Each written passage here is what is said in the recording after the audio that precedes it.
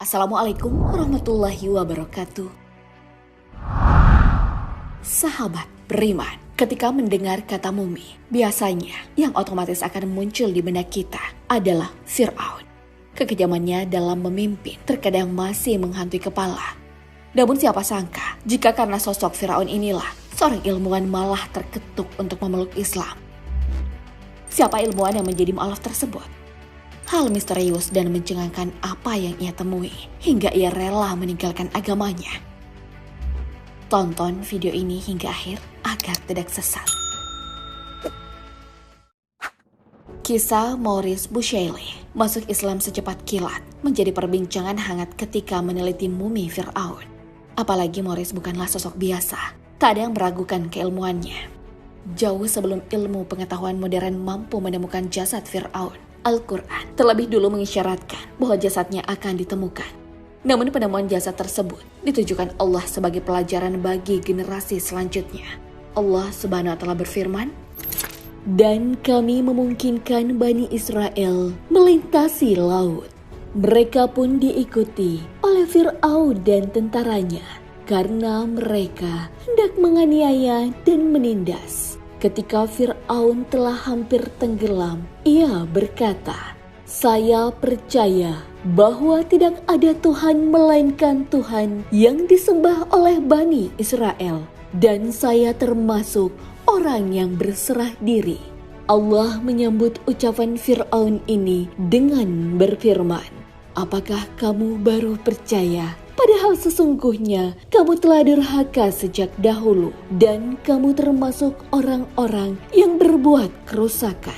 Hari ini kami selamatkan badanmu supaya kamu menjadi pelajaran bagi generasi yang datang sesudahmu. Dan sesungguhnya kebanyakan manusia lengah dari tanda-tanda kekuasaan kami.'" Al-Quran Surah Yunus ayat 90 hingga 92. Menurut ahli tafsir Prof. Quraish Shihab, masyarakat luas memang mengetahui bahwa Fir'aun tenggelam di Laut Merah ketika mengejar Nabi Musa dan kaumnya. Tapi soal keselamatan fisiknya juga pelajaran bagi kaum sesudahnya, merupakan suatu hal yang tidak diketahui pada masa Nabi Muhammad SAW. Bahkan hal ini pun tak disinggung dalam kitab Perjanjian Lama. Bahkan pada masa Al-Quran turun pada 15 abad lalu, tak seorang pun mengetahui sebenarnya penguasa yang tenggelam itu berada. Pada 1896, Purbakalawan Loret menemukan jasad tokoh tersebut dalam bentuk mumi di Wadi Al-Muluk atau yang dikenal sebagai Lembah Para Raja yang berada di daerah Taba Luxor, seberang sungai Nil Mesir. Seorang pakar sejarah Mesir kuno, Maspero, yang memberikan petunjuk bagi pengunjung Museum Mesir menjelaskan bahwa penguasa Mesir yang tenggelam itu bernama Meneptah atau Memtah. Kemudian sejarawan Riaton dan Vandel melalui dokumen-dokumen lain membuktikan bahwa penguasa Mesir itu memerintah antara 1224 sebelum Masehi hingga 1214 sebelum Masehi. Sudah lama sekali bukan? Namun meski telah lama, mumi ini selalu mencuri perhatian ilmuwan.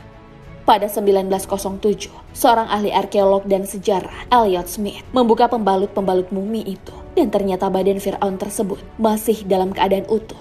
Tentu mereka terkaget-kaget melihat kejadian tersebut di depan matanya. Bagaimana mungkin seorang mumi yang sudah ratusan tahun meninggal masih bisa berwujud manusia?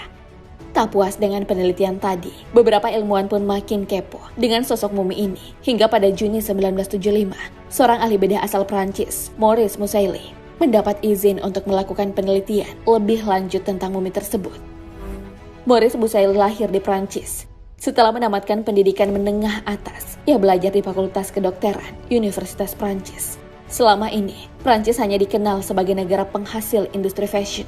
Namun siapa sangka jika Prancis juga amat terkenal dengan kemajuan ilmu bedah. Nah, hal ini pula lah yang membuat Prancis akhirnya ditunjuk untuk melakukan studi tentang mumi dari Mesir dalam upaya untuk menyelidiki misteri Fir'aun.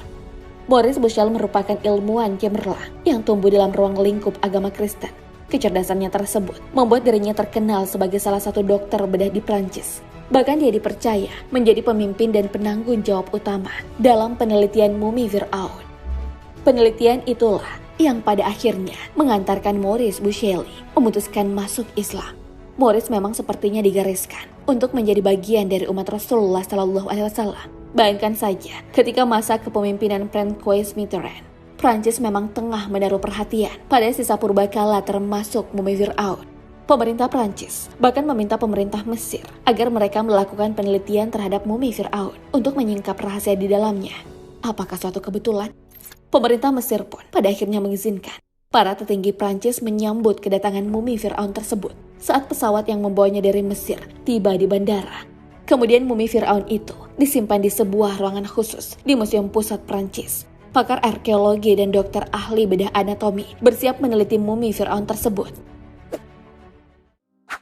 Maurice Bucaille merasa terkejut saat meneliti mumi Fir'aun. Tahap demi tahap, Maurice menemukan keanehan yang ia rasa adalah sebuah petunjuk. Mulanya, dia menemukan sisa-sisa garam yang lengket pada jasad Fir'aun yang kemudian menjadi bukti kuat bahwa Fir'aun mati tenggelam di laut. Namun Maurice Bucaille tertegun, bagaimana bisa jasad Fir'aun yang tenggelam di laut itu tetap utuh dibandingkan dengan mumi yang lain? Jangan tergesa-gesa, sebenarnya umat muslim telah berbicara mengenai tenggelamnya jasad ini, ujar salah satu anggotanya pada Bucaille kala itu. Mendengar ocehan salah satu timnya, Maurice memilih bungkam. Maurice menghiraukan ucapan itu dan meyakini bahwa penemuan baru tidak akan terjadi kecuali melalui penelitian ilmu modern dan peralatan yang canggih. Hanya saja dia makin tertegun ketika seorang dokter bedah mengungkapkan pada dirinya bahwa Al-Quran telah mengisahkan cerita tenggelamnya Fir'aun serta keutuhan jasadnya. Padahal mumi tersebut belum ditemukan hingga tahun 1898 Masehi atau kurang lebih 200 tahun yang lalu. Sementara Al-Quran sudah menginformasikan lebih dari 1400 tahun yang lalu.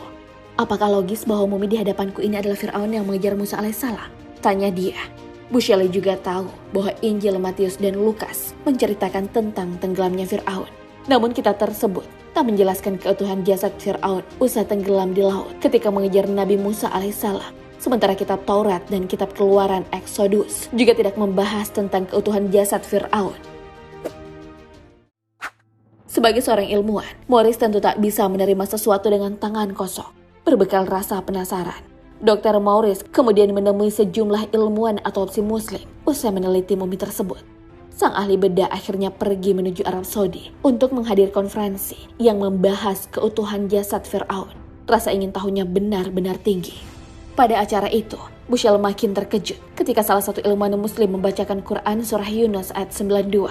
Maka pada hari ini, kami selamatkan jasadmu agar engkau dapat menjadi pelajaran bagi orang-orang yang datang setelahmu.